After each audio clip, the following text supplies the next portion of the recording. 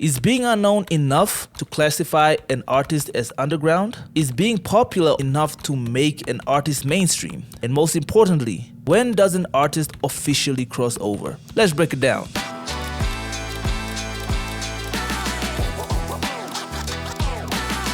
According to Urban Dictionary, mainstream refers to the popular, widely accepted, and often commercialized version of music or culture. Mainstream artists are typically those who achieve significant media attention, chart success, and a broad audience appeal. They tend to align with the trends and aesthetics that appeal to the majority. Underground refers to music or culture that exists outside of the mainstream. Underground artists often focus on authenticity, niche styles, and loyal fan base. They may reject commercial appeal or be less visible due to limited resources or intentional non-conformity. But in Namibia, the definition takes on a unique twist.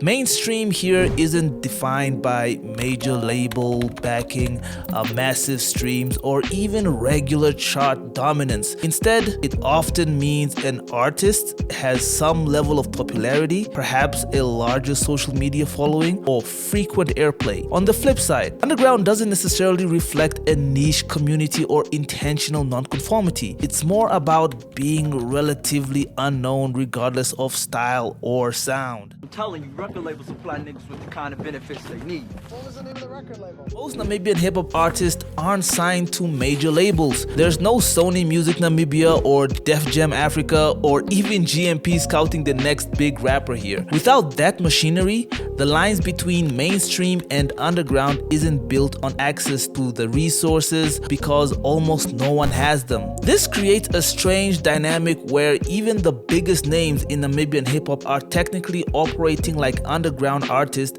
in larger markets. The place was empty as we left, silent as the grave.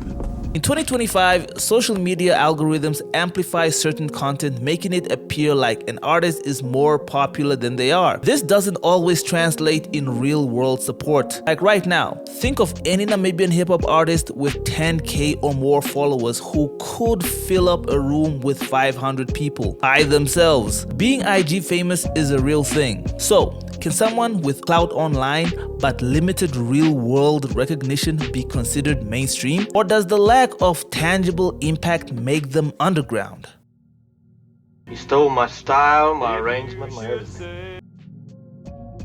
A lot of artists borrow heavily from US mainstream styles, trap beats, auto-tune heavy hooks, slang, and fashion. This raises the question, if Namibian artists sound like US mainstream but are unknown here, does that make them underground?